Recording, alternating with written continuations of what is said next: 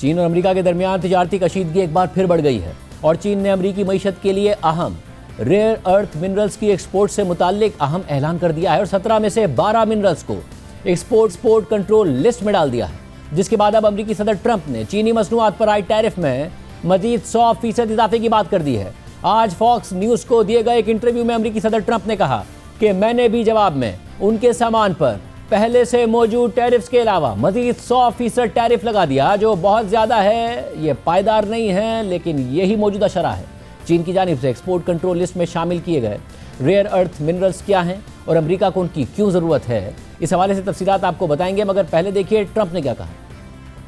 I'm wondering what China is thinking right now. Did Xi Jinping congratulate you about the success of the peace deal? I heard he did. There was a statement put up. Because in the middle I'm of it meeting all, with him he in 2 squeezed weeks. the U.S. by tightening the export controls on rare earth minerals. He did, and I raised our tariffs to 100% on top of what they're already paying, which is far worse.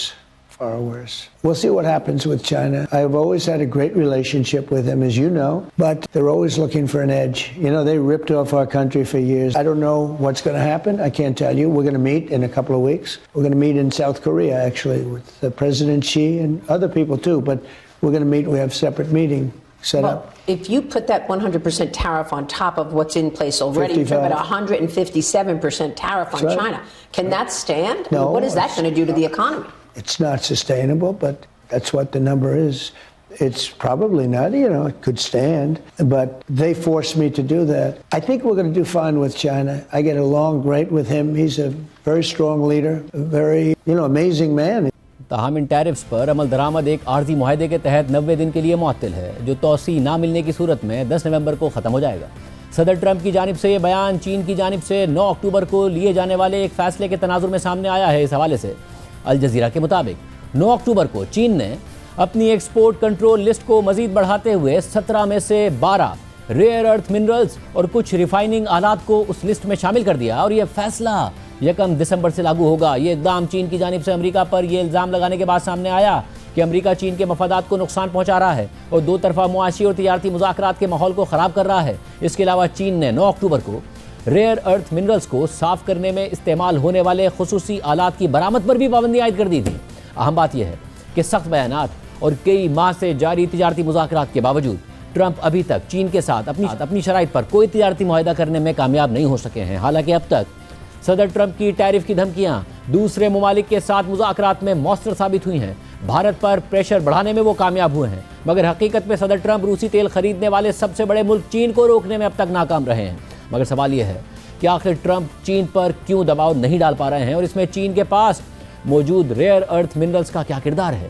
یہ امریکہ کے لیے کیوں اتنے ضروری ہیں، جس کی وجہ سے چین انہیں تجارتی مذاکرات میں بطور لیوریج استعمال کر رہا ہے؟ اس حوالے سے BBC کی رپورٹ کے مطابق گزشتہ ہفتے چین کی وزارت نے 2025 کے اناؤنسمنٹ نمبر 62 کے عنوان سے ایک دستاویز شائع کی تھی، لیکن یہ محض کوئی بیوروکریٹک پیغام نہیں تھا، بلکہ اس نے امریکہ کے ساتھ جاری چین کی ٹیرف سے متعلق نازک سی جنگ بندی کو ہلا کر رکھ دیا ہے۔ اس اعلان کے ذریعے چین نے اپنی ریئر ارتھ منرلز کی ایکسپورٹ پر نئی پابندیوں کی تفصیلات دے دی ہیں۔ یہ ایک ایسا اقدام ہے جو اہم معدنیات کی گلوبل سپلائی پر چین کی گرفت کو مضبوط کرے گا، اور اس کے ذریعے صدر ٹرمپ کو یاد دلایا گیا ہے کہ امریکہ کے ساتھ تجارتی جنگ جاری رہنے کی صورت میں چین کا کتنا فائدہ ہے۔ چین کو ان ریئر ارتھ منرلز کی پروسیسنگ میں تقریباً مکمل اجارہ داری حاصل ہے، اور یہ اسمارٹ فون سے لے کر لڑاکا طیاروں تک لگ بھگ ہر بڑی چیز کی تیاری میں استعمال ہوتی ہیں۔ نئے قوانین کے تحت غیر ملکی کمپنیوں کو اب ایسی مصنوعات برآمد کرنے کے لیے چینی حکومت کی منظوری کی ضرورت ہوگی، چاہے ان مصنوعات میں ریئر ارتھ منرلز کی انتہائی تھوڑی سی مقدار ہی کیوں نہ شامل ہو۔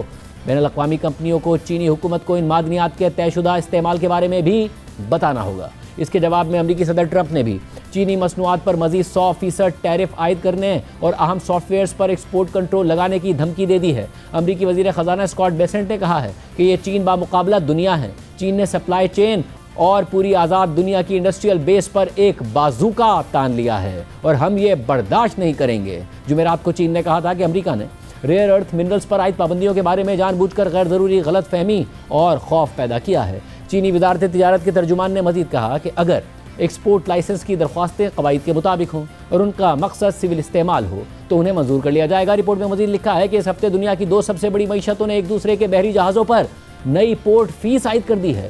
مئی میں اعلیٰ امریکی اور چینی عہدیداروں کی ثالثی کے بعد تجارتی جنگ میں آنے والا سکون اب ختم ہوتا نظر آ رہا ہے۔ رواں ماہ کے آخر میں ٹرمپ اور چین کے صدر شی جن پنگ کے درمیان ملاقات متوقع ہے، اور ماہرین نے بتایا ہے کہ ریئر ارتھ منرلز پر عائد پابندیوں کے باعث چین کو اس ملاقات میں برتری حاصل ہوگی۔ آسٹریلیا کی ایڈتھ کوون یونیورسٹی سے تعلق رکھنے والے بین الاقوامی بزنس لیکچرر میکڈونک کا کہنا ہے کہ چین کی نئی پابندیوں سے نظام کو جھٹکا لگے گا، کیونکہ یہ امریکہ کی سپلائی چین میں کمزوریوں کو نشانہ بناتی ہیں۔ انہوں نے مزید کہا کہ ایسے وقت میں اس طرح کے اعلان نے واقعی مذاکرات کی اس ٹائم لائن کو متاثر کر دیا ہے جو امریکی چاہتے تھے۔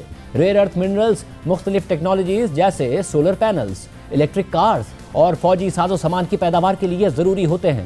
مثال کے طور پر ایک F-35 لڑاکا طیارے کو اس کی اسٹیلتھ کوٹنگز، موٹرز، ریڈار اور دیگر پرزوں کے لیے 400 کلو گرام سے زیادہ ریئر ارتھ منرلز کی ضرورت ہوتی ہے۔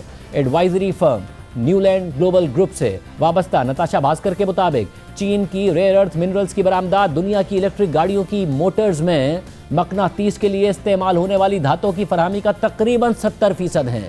BBC کی رپورٹ کے مطابق اگرچہ امریکہ اور دیگر ممالک ریئر ارتھ منرلز کی فراہمی کے لیے چین کے متبادل تیار کرنے کے لیے بہت زیادہ سرمایہ کاری کر رہے ہیں، لیکن وہ ابھی بھی اس مقصد کو حاصل کرنے سے بہت دور ہیں۔ ریئر ارتھ منرلز کے اپنے بڑے ذخائر کے ساتھ آسٹریلیا کو چین کے لیے ایک ممکنہ چیلنج سمجھا جا رہا ہے، لیکن یونیورسٹی آف ٹیکنالوجی سڈنی سے تعلق رکھنے والی ریسرچر مرینا جانگ کے مطابق آسٹریلیا کا پروڈکشن انفراسٹرکچر اب بھی غیر ترقی یافتہ ہے، جس کی وجہ سے پروسیسنگ نسبتاً مہنگی ہے۔ یہاں تک کہ اگر امریکہ اور اس کے تمام اتحادی ریئر ارتھ منرلز کی پروسیسنگ کو ایک قومی منصوبہ بنا لیتے ہیں تو بھی یہی کہوں گی کہ انہیں چین تک پہنچنے میں کم از کم 5 سال لگیں گے۔ رپورٹ میں مزید لکھا ہے کہ اپریل میں چین کی اعلان کردہ نئی پابندیوں کی وجہ سے عالمی سطح پر سپلائی کا بحران پیدا ہو گیا تھا۔ چین کے تازہ ترین سرکاری اعداد و شمار سے پتہ چلتا ہے کہ ستمبر میں اہم معدنیات کی برآمدات میں 1 سال پہلے کے مقابلے میں 30% سے زیادہ کمی واقع ہوئی ہے، لیکن تجزیہ کاروں کا کہنا ہے کہ اہم معدنیات کی برآمدات میں کمی سے چین کی معیشت کو نقصان پہنچنے کا امکان نہیں ہے۔ نیو یارک یونیورسٹی کی پروفیسر صوفیہ کا کہنا ہے کہ ریئر ارتھ منرلز چین کی 18.7 ٹریلین ڈالرز کی معیشت کا ایک بہت ہی چھوٹا سا حصہ ہیں۔ کچھ اندازوں کے مطابق یہ ایکسپورٹس چین کی مجموعی پیداوار یعنی GDP کا 1% سے بھی کم حصہ رکھتی ہیں۔ انہوں نے مزید کہا کہ اگرچہ چین کے لیے ریئر ارتھ منرلز کی معاشی قدر بہت کم ہو سکتی ہے، لیکن ان کی اسٹریٹجک قیمت بہت بڑی ہے، کیونکہ یہ چین کو امریکہ کے ساتھ بات چیت میں زیادہ فائدہ دیتے ہیں۔